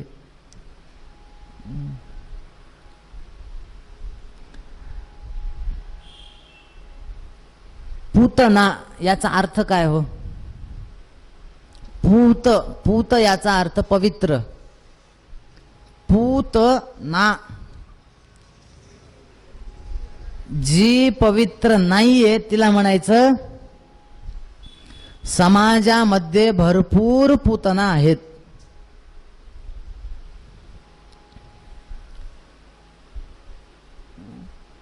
पूतना आपल्या स्तनामध्ये विष धारण करून जे नुकतेच जन्माला आलेले बालक होते त्यांना मारायला निघाले. असं वर्णन आहे बरं. ते कोणाकोणाला मारायला निघाली? बालग्रहस्तत्र विचिन्वती शिशून, शिशूंना मारायला निघाली. शिशु कोणाला म्हणतात माहितीये? असं काही ठिकाणी वर्णन आहे की 3 वर्षापर्यंत मुलाला शिशु म्हणतात म्हणे. ती शिशूंना मारू लागली म्हणजे काय? 3 वर्ष म्हणजे काय?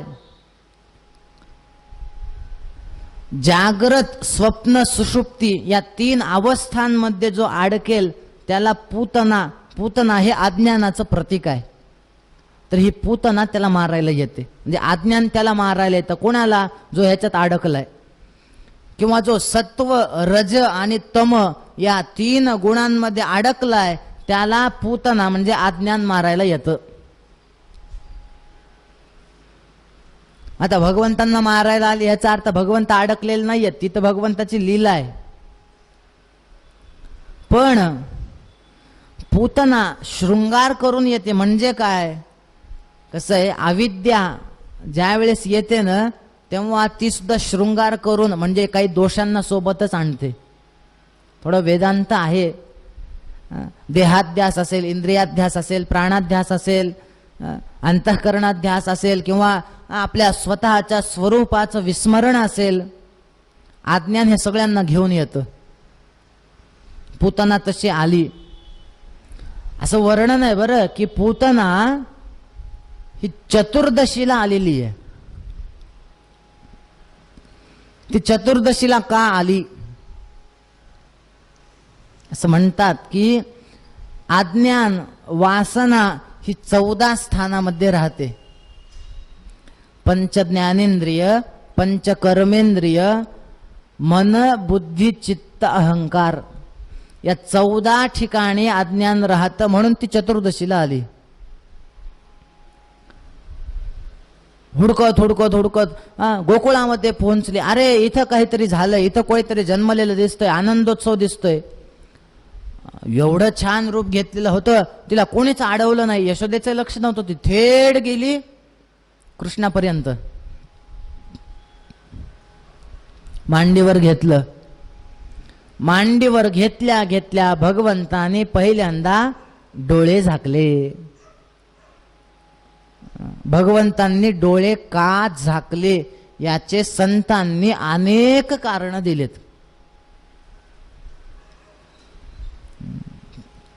का झाकले डोळे?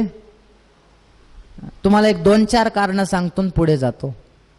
फक्त आज सांगितलेले कारण उद्या विचारणार आहे. तुम्ही ऐकताना डोळे झाकू नका म्हणजे झालं.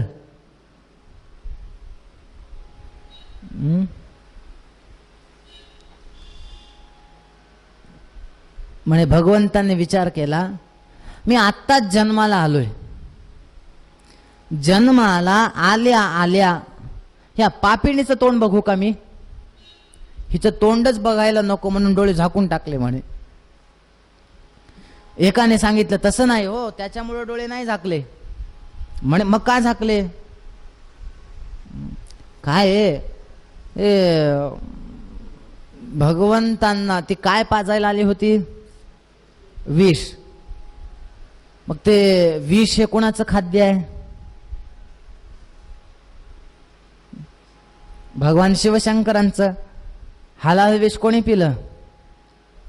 शंकरांनी. कृष्णांनी डोळे झाकले का? म्हणे शंकरांचं ध्यान करण्यासाठी. देवा या तुमचं खाद्य आलंय, एवढं खान जा. ते तुमचं खाद्य आहे, बघा काय ते. म्हणून शंकरांचं ध्यान करण्यासाठी डोळे झाकले. एकाने सांगितलं तसं नाही, दुसरंच कारण आहे. म्हणजे काय कारण आहे? काय आहे? शी मला विष पाजायला आली, मान्य आहे, पण हिला माझ्या शरीराचा स्पर्श होणार आहे. मग आता ही मला मारायला आली, मग हिला नरकात पाठवावं का हिला माझ्या शरीराचा स्पर्श होणार आहे म्हणल्यावर हिला मोक्ष द्यावा, हिला कोणती गती द्यावी ह्याचा विचार करण्यासाठी डोळे झाकले. एकाने सांगितलं तसंही नाही म्हणले. काय असतं की अज्ञान हे नेहमी डोळ्यातून आत शिरत असतं. तुम्ही बघा, आपण विषय बघितलेच जर नाहीत तर आपल्याला ते हवे हवे वाटतील का? ते बघितलं की आत मनामध्ये घुसतं, मग हा हे आता आपल्याला मिळवलं पाहिजे. म्हणजे अज्ञान आहे पूतना, हे पूतनेकडे बघणंच नको म्हणून डोळे झाकले. एकाने तर फार सुंदर कारण सांगितलं. तिने का डोळे झाकले? भगवंताच्या डोळ्यामध्ये ज्ञान आहे, विवेक आहे. म्हणजे माझी दृष्टी जर पूतनेवर पडली तर पूतनेच्या ठिकाणी अज्ञान राहील का? देवाने ज्याला बघितले त्याच्याकडे अज्ञान राहील का? मग हिच्याकडे जर अज्ञान राहिलं नाही, मग ही मला विष पाजेल का? आणि मला जर विष पाजवणार नाही तर हिला मला मारता येईल का? आणि मग विनाशायचे दुष्कृताम हे जे माझं कार्य आहे ते करता येईल का? म्हणजे हिच्याकडे बघणंच नको, हिला चांगली दृष्टीच येणं नको, हिला वैराग्यच येणं नको, तर हे मला विष पाजेल. त्याच्यामुळे त्यांनी तिच्याकडे न बघण्यासाठी डोळे झाकले. काही संतांनी सांगितलं काही नाही म्हणे, त्या पूतने राक्षसींना बघून दे कृष्ण घाबरले म्हणून डोळे झाकले. वेगवेगळे अर्थ केलेत. एकाने तर सांगितलं म्हणजे देव विचार करू लागले की जर पूतनेला जर मी आता मुक्ती देणार असेल तर पुढे जाऊन ज्या गोपिका माझी भक्ती करणार आहेत त्या गोपिकांना कोणतं मी पद देऊ हे विचार करण्यासाठी डोळे झाकले. आता अजून जर कारण सांगितले तर मला असं वाटतं तुम्ही पण आता डोळे झाकाल.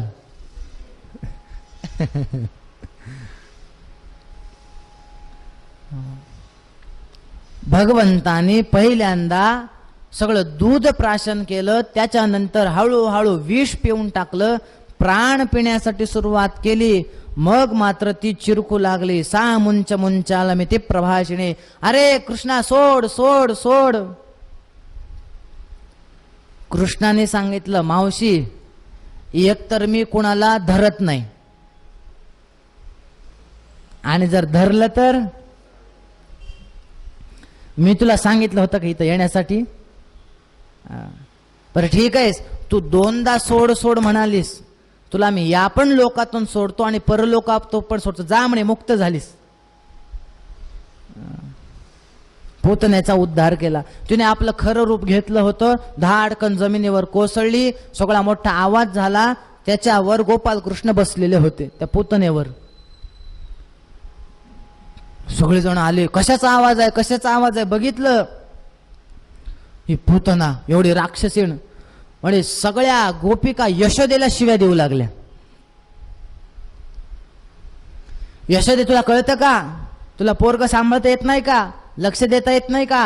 ही राक्षसीण कशी पोहोचली? नाही नाही, ती यशोदेला बोलू लागल्या. यशोदे विचार करू लागली, हे पोरग माझा आहे का ह्यांचा आहे?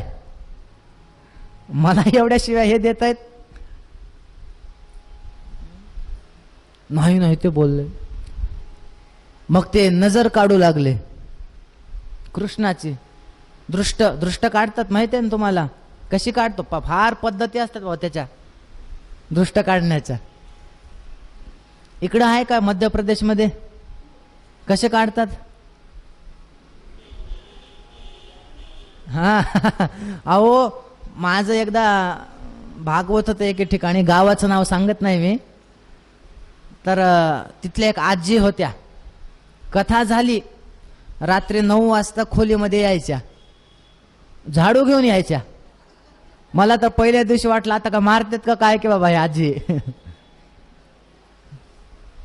नंतर कळालं, म्हणलं काय झालं आजी? नाही ते तुमची दृष्ट काढायची म्हणल्या. म्हणलं झाडू? हा ते झाडू ते मिरे काय काय आणतं बरंच काय. ते एकदा मागं फेकणार, पुढे फेकणार, गोल फिरणार, काय काय करतात की ते. ते कृष्णाचे दृष्ट काढू लागले. कशी काढू लागले? मग गाईच्या चरणाच्या खालची धूळ घ्यायची, धूळ अंगाला फासायची. बघा, दशमस्कंधाच्या पूर्वार्धातील 6व्या अध्यायामध्ये श्लोक क्रमांक 22 ते 29 बालरक्षा स्तोत्र आहे की हे स्तोत्र म्हणून त्यांनी त्या गोपिकांनी दृष्ट काढलेली आहे. कोण कोण ह्याचं रक्षण करावं? इंद्रियाणि ऋषिकेशः प्राणान् नारायणोवतो श्वेतद्वीप पतिश्चित्तम मनो योगेश्वरोवतो. एक एक भगवंत आमच्या कान्ह्याचा एक एक अवयवाचं रक्षण करो. असं म्हणतात आपल्या बालकाला, लहान लेकराला जर काही वाटलं, काही फारच रडू लागलं, काही असं वाटलं, बाधा झाली, तर या स्तोत्राचं त्याच्यासमोर पठण करावं म्हणे. याचा अंगारा त्याला लावावा. तिची दृष्ट वगैरे काढल्या. यशोदेला सांगितलं, यशोदा लक्षात ठेव, याच्यानंतर पोराला सांभाळ, नीट लक्ष देत जा. एखाद्या वेळेस एखादं काम राहिलं तर राहू दे, पण आधी त्याच्याकडे लक्ष दे. बर, वस्तुतः ही पूतना कोण होती? मागच्या जन्मामध्ये ही ती बली आणि विंध्यावलीची कन्या, तिचं नाव आहे रत्नमाला. ज्यावेळेस वामन अवतारामध्ये भगवंत आले, त्या वामनांना बघितल्यानंतर हिची इच्छा झाली म्हणे, त्या रत्नमालेची वात्सल्य भाव निर्माण झाला. हे मला दूध पाजवायचं या बालकाला. पण नंतर त्या बलीला पाताळात घातलं ना खाली लोकांमध्ये, म्हणे माझ्या वडिलांना असं केलं. मग लगेच द्वेष भाव निर्माण झाला. भगवंतांनी सांगितलं, दोन्ही तुझ्या इच्छा पुढच्या जन्मात पूर्ण करतो. दूधही पाजव आणि तुला तुझ्या मनामध्ये मला मारण्याची इच्छा असेल, तुला मी मार, दोन्ही तुझ्या इच्छा पूर्ण करतो. म्हणजे ही पूतना म्हणजे ही रत्नमाला.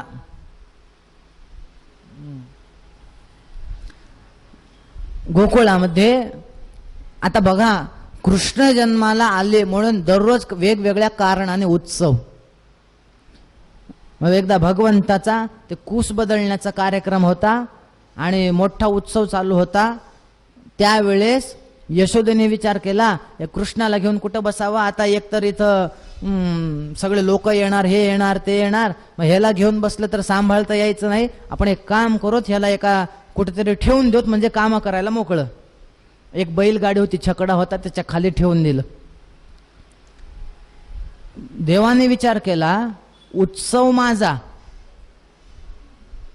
आणि सगळे मजा चालू आहे ह्यांची, माझ्याकडे कोणीच लक्ष देत नाही.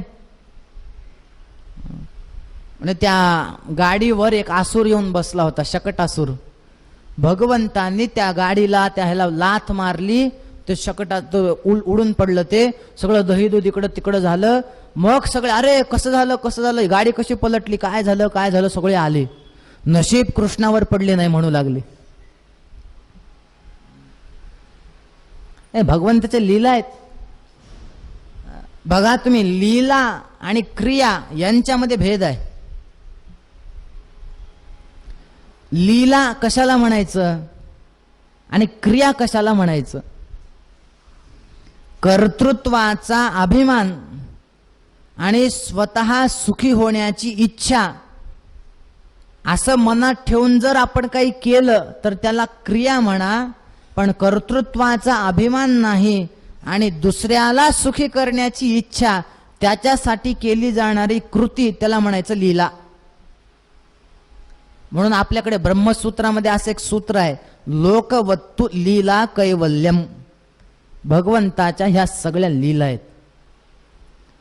ती गाडी उलटून पडली, ह्याच्यातून देवाने हे पण सांगितलं, ही गाडी म्हणजे कुठली गाडी आहे माहितीये? शी आपली संसार रूपी गाडी आहे.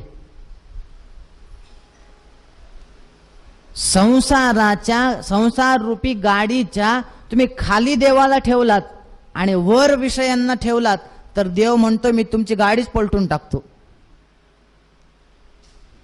मला खाली ठेवता का तुम्ही? म्हणजे माझ्याकडे लक्ष देत नाहीत, तुमची संसार रूपी गाडी पलटली.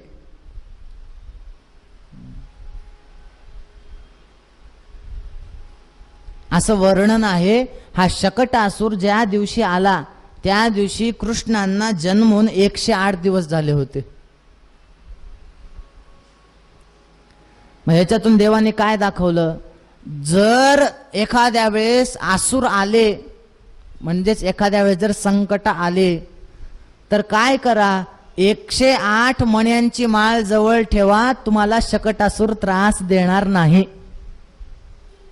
हे या कथेच्या मागचा हेतू आहे. त्या शकटासुराचा वध केला. त्याच्यानंतर आता बरेच दिवस झाले, म्हणे गावातले सगळ्या गोपिका म्हणाल्या, काय ग यशोदे, तुझ्या पोराला आम्ही काय नावाने हाका माराव्यात, एक नाव तरी ठेव चांगलं. आता नामकरण लीला, नाव ठेवायचे. नामकरण एक संस्कार आहे. आपल्याकडे किती संस्कार आहेत? 16. किती माहिती आहेत? किती करतात? मला तर वाटतंय आता फक्त एकच संस्कार होतो.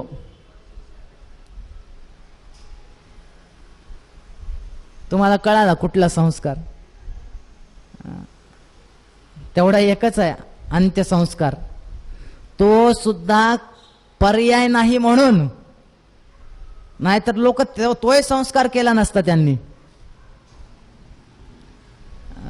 विवाह संस्कार आहे. विवाह संस्कार राहिलाय का? लग्नामध्ये विधीला महत्व आता राहिलंय का सांगा? काय म्हणतात लोक? ओ गुरुजी, ते लवकर लवकर तुमची पूजा आवरा. म्हणे का? अहो तुम्हाला माहिती नाही का, ते आता इथल्या सगळ्या लाईटी एकदम बंद होणार आहेत, आणि जेव्हा लाईटी उघडतील तेव्हा अचानक ते नवरा नवरी स्टेजवर दिसणार आहेत, आणि इथं मोठा डान्स होणार आहे. हे चौरंगण ते कलश कुठे घेऊन बसलात? माहित नाही तुम्हाला डान्स आहे ते?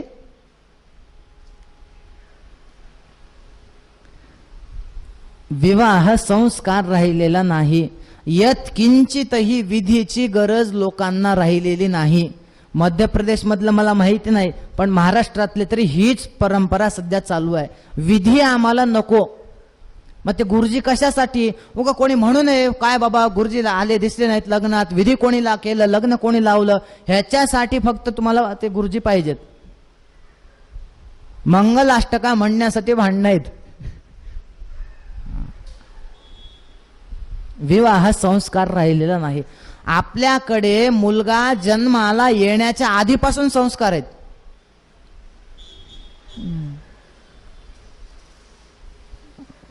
उपनयन माहिती नाही, समावर्तन माहिती नाही, अन्नप्राशन माहिती नाही, चौल माहिती नाही, नामकरण नामकरण एक माहिती आहे तरी बऱ्याच जणांना. म्हणे कृष्णाचं नाव ठेवायचंय. बर, गर्गाचार्यांना बोलवलं. गर्गाचार्य आले. गर्गाचार्यांनी सांगितलं नाव ठेवूयात पण एकांतात. म्हणे एकांतात? म्हणे हो. का बरं? मी यदुवंशाचा पुरोहित आहे. मी जर ह्याचं नाव ठेवलं तर त्या कंसाला कळेल की मी यांचा मारेल, येईल कंस यांना. एक काम करूत आपण एकांतात ठेवतो. कधी ठेवायचं? म्हणले उद्या.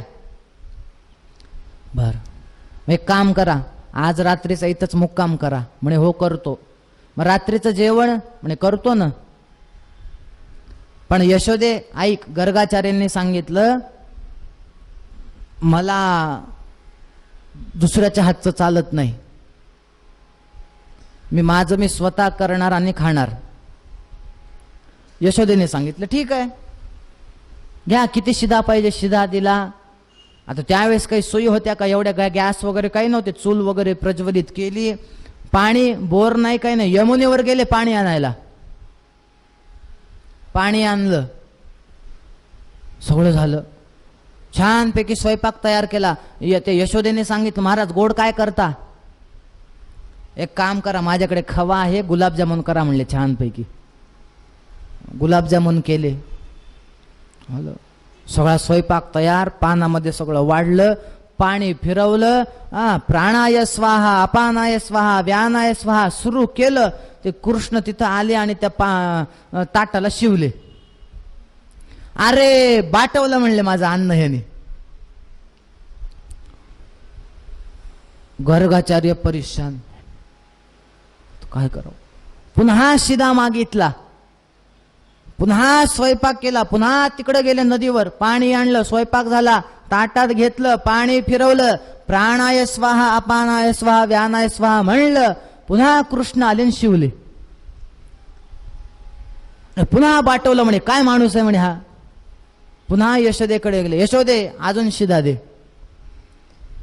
यशोदा म्हणले, काय महाराज आहे बाबा.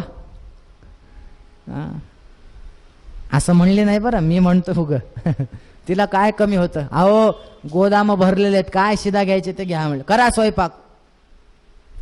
पुन्हा स्वयंपाक केला, पानामध्ये वाढलं, पाणी सगळं आता फिरवणार.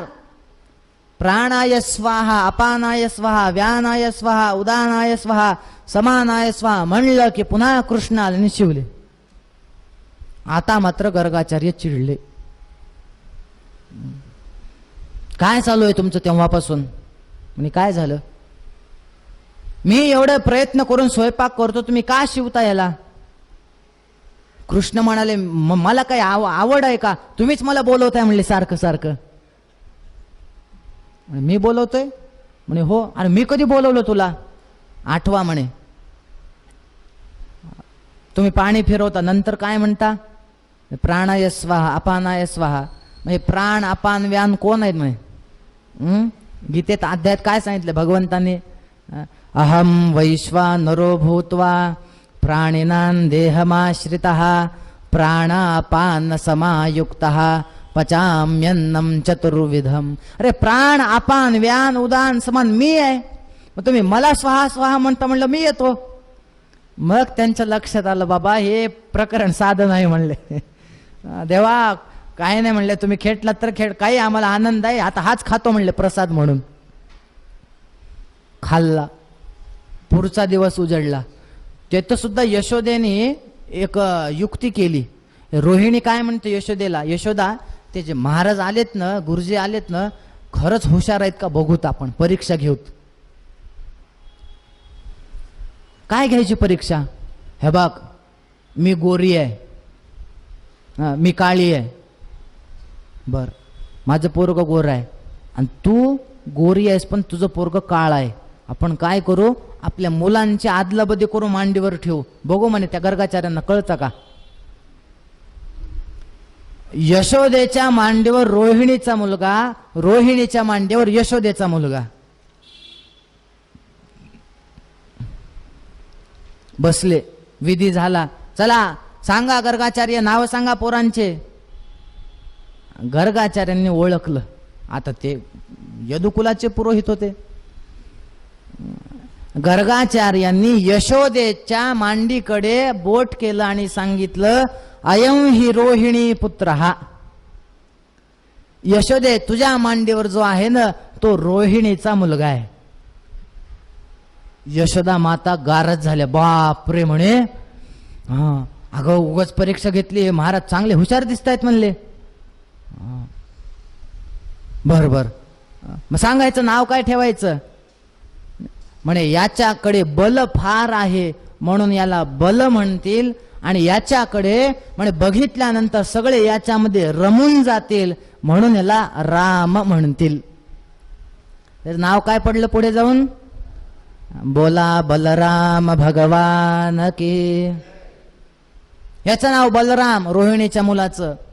बर, आणि हे रोहिणीच्या मांडीवर आहे त्याचं नाव काय ठेवायचं.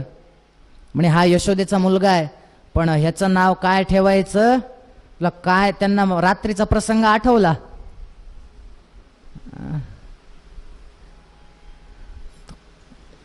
गर्गाचार्यांनी सांगितलं, बहूनि संति नामानि रूपाणि च सुतस्य ते गुणकर्मानुरूपाणि तान्यहं वेद नो जनाः. म्हणे यशोदे तुझ्या पोराचे काय नाव सांगावं, बहुनी संती नामानी. अगं ह्याचं तर विष्णू सहस्त्रनाम आहे. कोणी विश्वम म्हणा, कोणी विष्णू म्हणा, कोणी वषटकार म्हणा, काय नाव, अगं याचे भरपूर नाव आहेत. पण ठीक आहे, आता तू विचारलेस ना, एक काम करूत, म्हणे याचं नाव ह्याच्याकडे बघितल्यानंतर सगळे आकर्षित होतात, म्हणून याचं नाव ठेवूयात आपण कृष्ण. बोला गोपाल कृष्ण भगवान की. एकाचं नाव ठेवलं बलराम आणि एकाचं नाव ठेवलं कृष्ण. आनंदामध्ये घरी गेले. आणि मग आता मात्र भगवंत हळूहळू रांगायला सुरुवात करतात. रांगल्यानंतर कशा प्रकारे भगवंतांनी गोपिकेंना त्रास दिला, कशा प्रकारे भगवंतांनी लोणी खाल्लं, कशा प्रकारे भगवंतांनी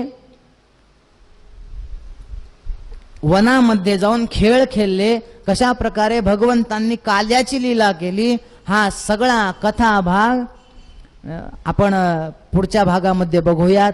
आज तर थोडा 5 मिनिटं उशीर झालाय, पण आता 6:05 जरी झाले असतील तरी सुद्धा आता हा जो कथा भाग आहे पुढचा, हा आपण पुढच्या ब्रेकमध्ये घेऊयात. तुम्ही दररोजचं विष्णू सहस्त्रनाम वगैरे जे काही असेल ते संपूर्ण म्हणून आपला पुढचं सत्र आपण सुरू करूयात. आत्ता मात्र आपण इथे थांबूयात. गोपाल कृष्ण भगवान की जय.